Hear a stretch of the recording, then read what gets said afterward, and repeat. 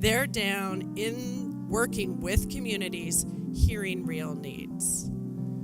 And for me, this points a sort of beacon to the direction that if architecture and design is going to be essentially relevant and work towards a more equitable society, it's a start to understand how, as designers, we need to think differently. I'm the 2016 president of the Boston Society of Architects, and I'm a principal at Stantec. And on behalf of the BSA and the BSA Foundation, I welcome you to Design for Equity at ABX. Thank you very much for joining us today for this critical conversation on the state of equity in design in Boston. The BSA Foundation's vision is to build a better Boston by engaging communities, inspiring vision, and provoking positive change. As part of today's discussion, you will hear about ways in which we can hold the design community accountable for equity in design and how designers might work collaboratively with local communities, planners, and developers to create a more equitable Boston. This includes equity by design, building a design community that's more diverse and welcoming to practitioners. It includes design for equity, building communities that are more equitable places and are more hospitable to people of diverse backgrounds. It is my hope that you will all leave this room challenging our own practices, empowered and inspired to make change. So this week has been, I would say, for most of us, a very difficult week.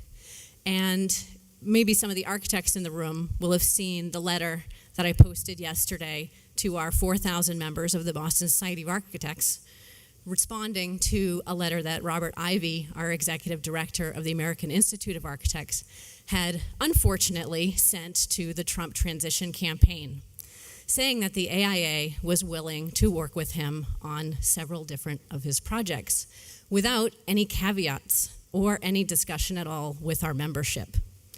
So my letter, just so you know, talked about three things, which are that while we're on this path of at least the next couple of years, we will not compromise on our core values that are fundamental to the BSA, and we also believe to the AIA. These values include respect for all people.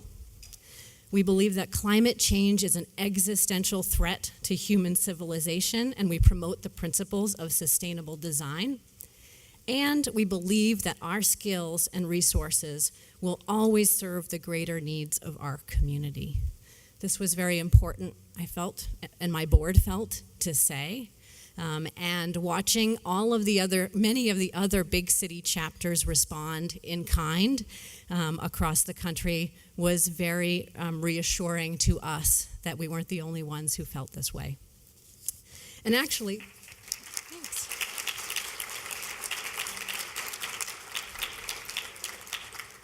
and in some ways, I guess I maybe even should thank Robert Ivey, who is the one who wrote the insensitive letter, because it gave us a chance to actually rally together and unite under a set of beliefs that we needed to state publicly after Tuesday's election.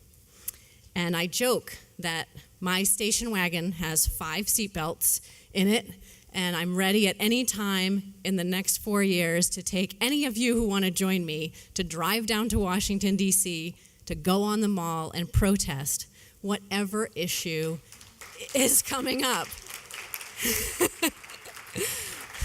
So now Trump will need to use his infrastructure money just to repair the road that I'm going to be driving on from Washington, D.C. to here, back and forth and back and forth.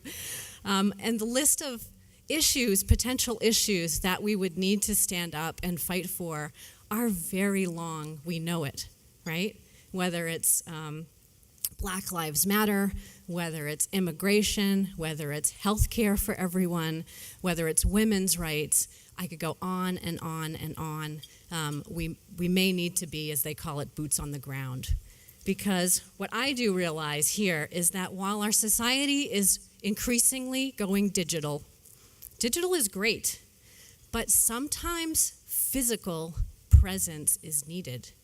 Because as we can see there are many, many media outlets now, and it's easy enough to begin to be pushed aside to your own media outlets where the opposite side can no longer hear you.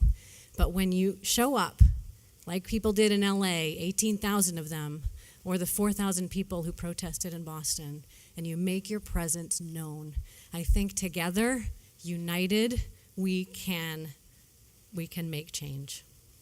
So thank you very much for being here.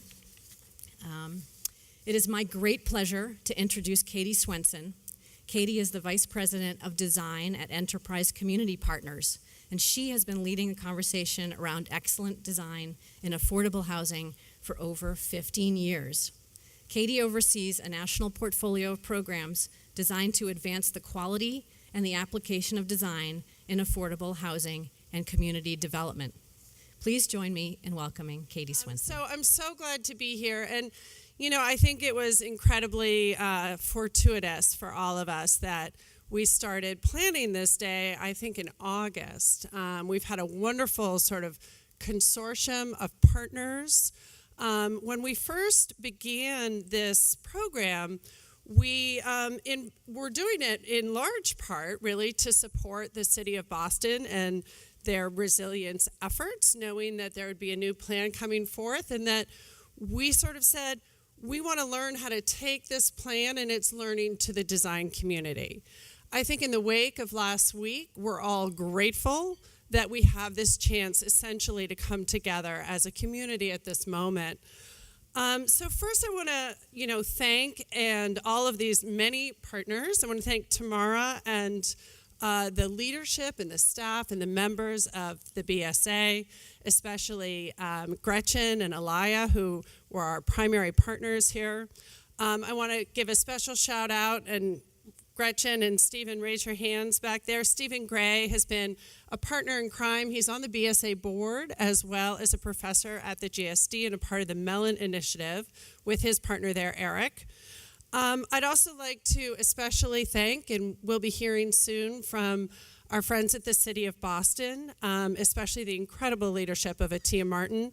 We'll also be hearing from Alvaro Lima, and Laura Merida and her team are all here. Thank you for your help. The Harvard Joint Center, David Luberoff is here, and we want to thank our partners at the Joint Center for participating in this, as well as Nia Evans from the Boston NAACP, Sharonda Almeida from the Mel King Institute and Sustainable Cities at UMass Boston. So all of these partners, we thank you for joining us in this process. So we are here to talk in large part about what's happening in Boston, right? We're going to spend most of our day in Boston, but I think first I'm going to just tell a bit of a story myself over this last few weeks and a little bit of my perspective working nationally and understanding how we can understand the role of design and designers in a slightly different way than perhaps is business as usual for us. You're going to meet Alan Coe later. He's going to be presenting. He's one of our 18 Rose Fellows who are currently in the field. So at Enterprise Community Partners, we're a national affordable housing and community development nonprofit. One of our initiatives is called the Enterprise Rose Fellowship. And we recognize that community development groups around the country are doing the hard work of building their neighborhoods. And in order to fully harness the power of design, we have developed a program where we recruit and partner and fund a fellow to work with a community development corporation for a period of 3 years. These fellows live in and work deeply in these communities. They usually start for 3 and they seem to stay for quite a long time. So they're working in cities and towns of very different types. We've had fellows in Boston and in Roxbury, in Dorchester on the Fairmount Corridor, in Brighton working on senior housing, placemaking.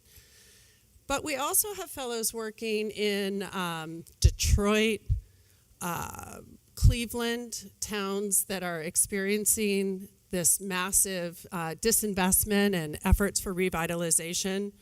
We have fellows working in San Francisco and Oakland and LA and New York and cities that are experiencing intense pressure from gentrification. We also have fellows working in rural communities, the Mississippi Delta, tribal communities in New Mexico and South Dakota. We have fellows working in rural Minnesota. So I got the chance to gather with our fellows about a week before the election, 5 days before the election in San Francisco. And I was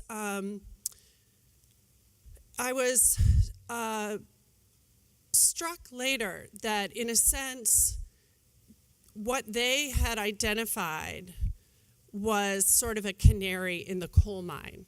The discussion turned between this tension between urban and rural issues. And our fellows working on tribal lands in some of the poorest communities in the country who are touched and deeply moved and life changed by the kinds of experience that entails.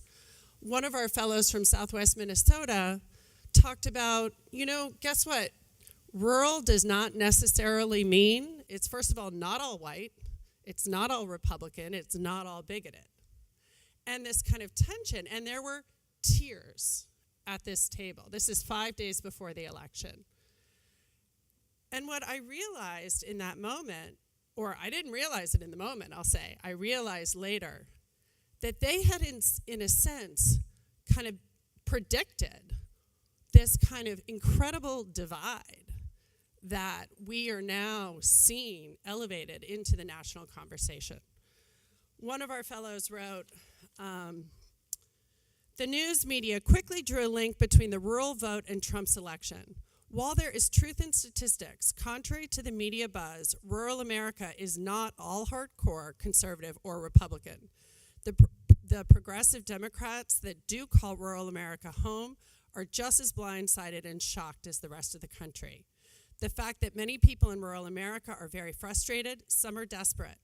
They feel misunderstood and ignored by predominantly urban power base of our government. This points to the truth in the notion that we as America are losing the once strong and collective understanding of rural and urban as complementary sectors of society. This is unprecedented in our history. As societal shifts happen faster and faster, and resources are spread thinner, urban and rural communities alike naturally focus more and more inward on their most pressing needs, and we drift farther apart as a result.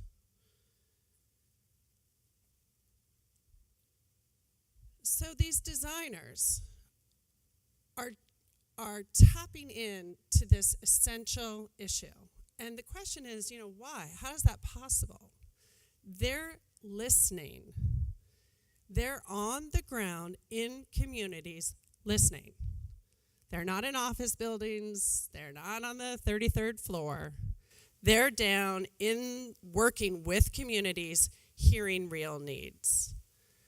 And for me, this points a sort of beacon to the direction that if architecture and design is going to be essentially relevant and work towards a more equitable society, it's a start to understand how, as designers, we need to think differently. So here in Boston, Atia Martin has been listening. Over the past year, she and her team have participated in countless listening sessions, essentially trying to tap in and understand what are the systemic injustices in our society, what are the beacons of hope, what are the ideas, how do we wrestle through all of these issues in order to provide a blueprint going forward for a more equitable community. So I'm pleased to now introduce Atia and welcome her to the stage. Atia was appointed by Mayor Martin J. Walsh as the Chief Resilience Officer for the City of Boston only a year ago, as part of the 100 Resilient Cities pioneered by the Rockefeller Foundation. In her role, she is primarily responsible for leading the development and implementation of Boston's resilience strategy.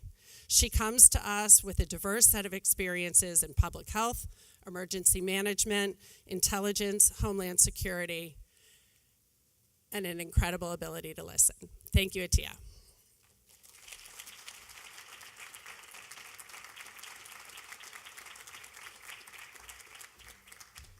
Okay, y'all know the routine. I'm really short, so I'm going to bring it way down here. There we go. Good morning, everyone. Can you hear me okay? Is that good?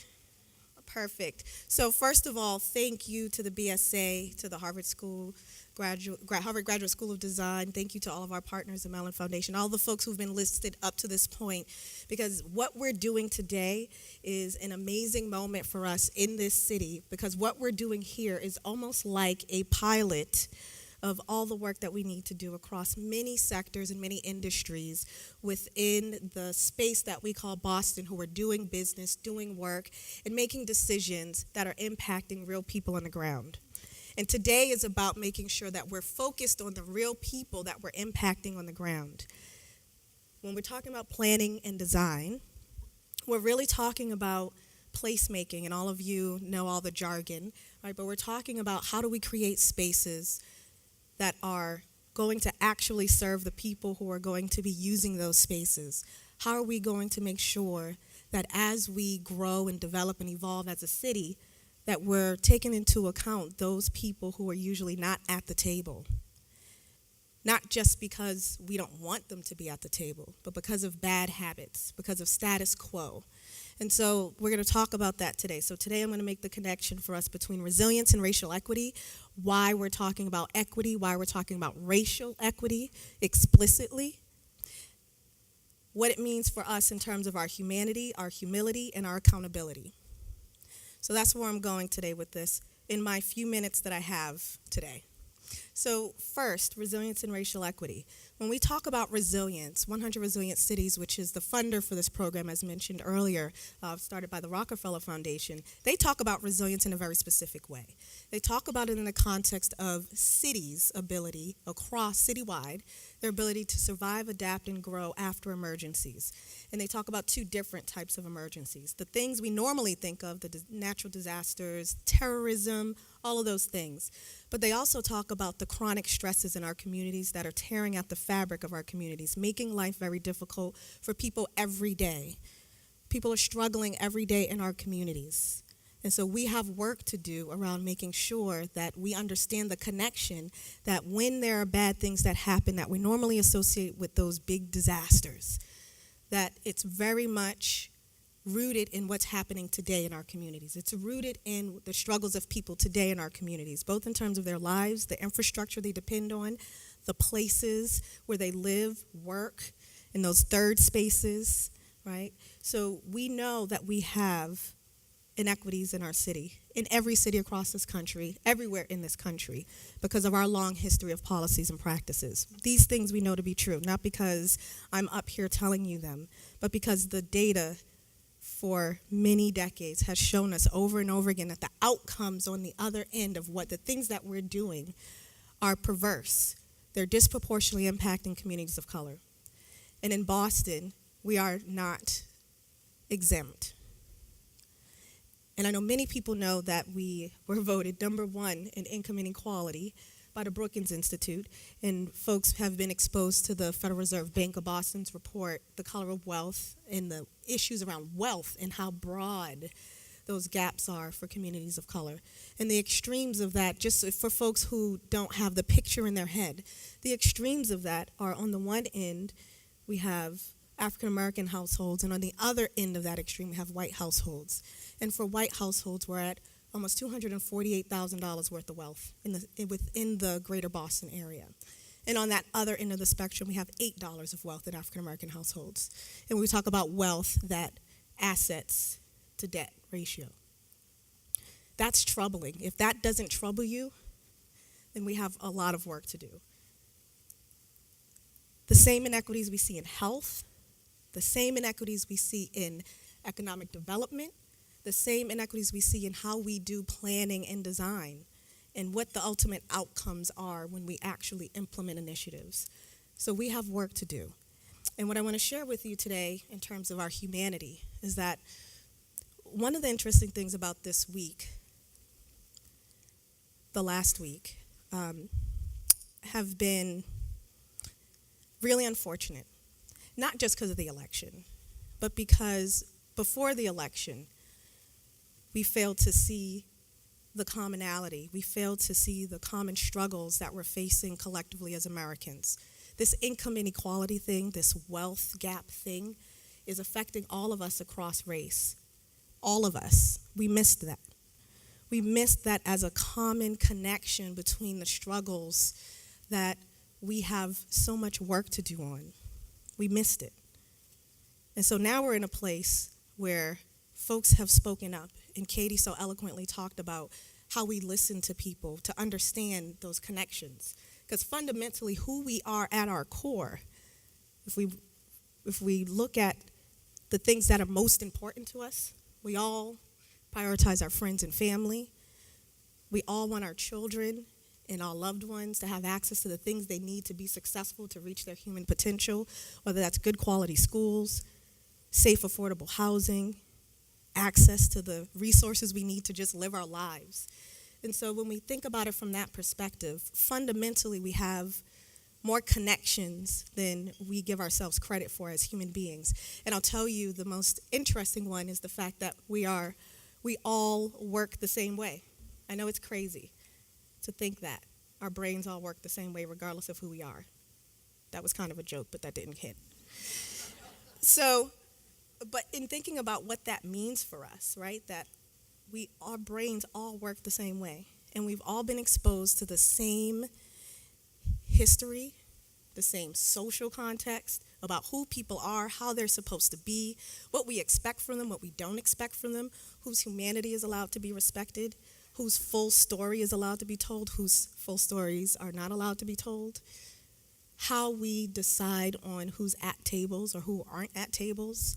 All of these things are part of our human conditioning living in the United States. And so for us, as part of our shared humanity, that is at its core that we are all infected with the same ingredients that create the space for racism to happen. So when we talk about the racist, the bigot, those are people we know and love and care about. Those are people who have not had access to the understanding that what they have been taught is wrong. That what they have been exposed to is poisonous, and it impacts the way that we are able to have meaningful conversations. And we say race because that is the tip of the iceberg. That is the thing where we see the biggest, most stark contrast in inequities. However, when we look below the surface, the same systems, the same types of mental models are impacting lots of other people in our communities. So when we think about the city of Boston, I want you to think about this for a moment. If we look at where communities of color are in Boston, we all know where they are if you're from the area, right? Roxbury, Dorchester, Mattapan, East Boston, that part of South End where there's still people of color. All of those places where we have those little pockets, right? So we know where they are, but when you look a bit deeper, because it's not a homogeneous group, we have huge immigrant populations within that world. We have high concentrations of people with disabilities, high concentrations of low-income households, high concentrations of children, high concentrations of lots of other folks who are struggling with the same impact of the same systems and attitudes that are leading to these perverse outcomes. And so when we think about our humanity and we think about what that means for how we connect to one another and have real meaningful conversations and are listening to one another, really listening to one another, because in order for us to get to the place where we're having these conversations about what we're going to do, how we're going to take action, we have to be able to get on the same page about where we're at. What do these words mean? What is racism? How does it work? How is it impacting all of us as individuals? That cavalry that we keep talking about that's supposed to come is not coming. You are the cavalry. It is everyone in this room. It is everyone in this city who has an individual responsibility for understanding what racism is, how it colors the way that we navigate the world, And that impacts all of us. None of us are exempt. And I know we're progressive and we love our progressive values collectively as a geographic area. Part of the challenge with that for us in this work around racial equity is that that creates even greater blind spots sometimes because we think we're so awesome. We've done so much, right? And we have. We've been leaders in this country on a lot of things, but we have a long ways to go. We have a long ways to go because until all of us see this as a personal responsibility that we're taking on to take this journey, we will continue to find ourselves on the same hamster wheel spinning around and looking at what everybody else is doing and not what we're doing personally and in our professional roles as we walk through the doors of the institutions that we are within. So when we think about our collective humanity and we think about what that means for how we engage with other people as individuals and within the context of our organizations, there's a place for humility that we have to adopt. Because this idea of us kind of having our brains all work the same, we all are struggling with a lot of the same things, that struggle is where the work is. The discomfort that anyone feels or may feel today, that's part of the work. And unfortunately, our feelings and our discomfort are not what trumps the work that needs to get done for the greater good of the people in our communities. So we have to work through that discomfort. That's the only way we get to conversations where we're talking about how we problem solve together, how we get to the next level.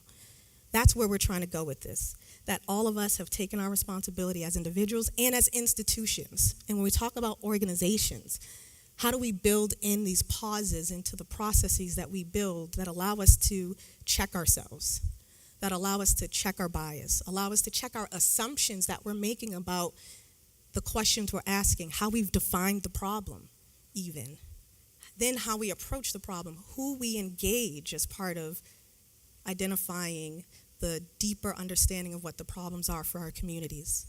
So that humility is necessary for us to realize that this is not about being good people. This is not a good person, bad person paradigm where because we all have this bias in us that somehow that makes us bad. It makes us human beings. It makes us able to navigate the world in a way where we don't get overwhelmed. But it doesn't apply to people. It doesn't apply to real decisions that impact people on the ground. So we have to interrupt that. We have to do it as individuals, and we have to do it as organizations and institutions in the city who are doing this work.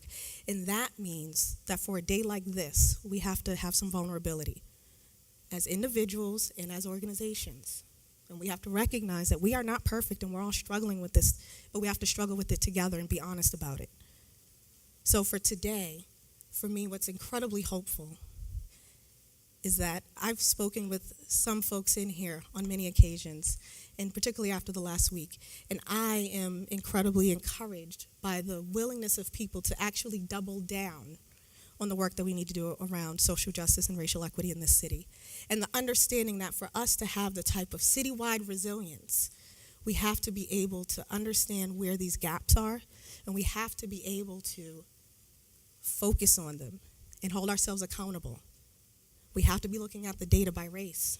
There's no other way to do it. I apologize. We actually have to look at the data by race. We actually have to talk about it. We actually have to understand what things that our process or organizations are doing that might be contributing to that inequity. So when people talk about applying a resilience and racial equity lens and all those things, this is not rocket science. This is not something that is so esoteric and out of reach. This is about us being self-aware, about us being present, about us being committed, us holding ourselves accountable, us respecting our own humanity and other people's humanity, and our ability to accept humility and the fact that we are human beings and we are not perfect. And it's not a good person, bad person paradigm that moves us forward in terms of how we actually address these issues.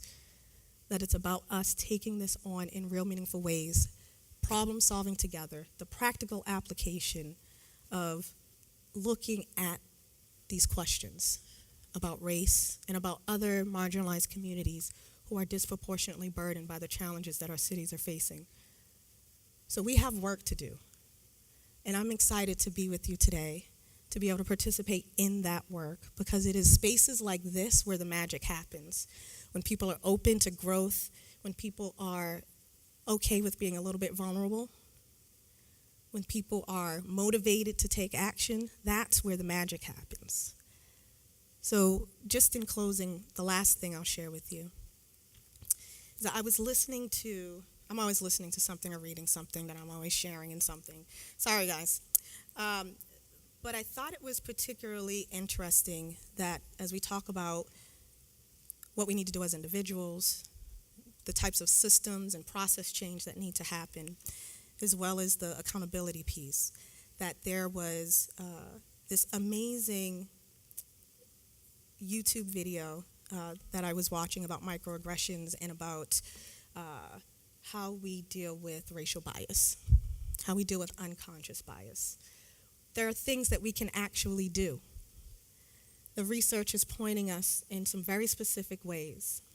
So one of them is, this is going to be crazy, people, when I say this. Are you ready? We have to widen our social networks. They are very segregated, right? And so the research is showing us that the most effective ways for us to work on our bias as individuals and as institutions is to engage with people who don't look like us. It's crazy talk. But it's a real thing, right? But we're not doing it. 90% of white networks are predominantly white.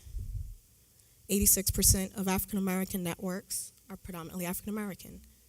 64% of Hispanic and Latino networks are exclusively Latino or Hispanic, given identification by race and some of those other categories, right?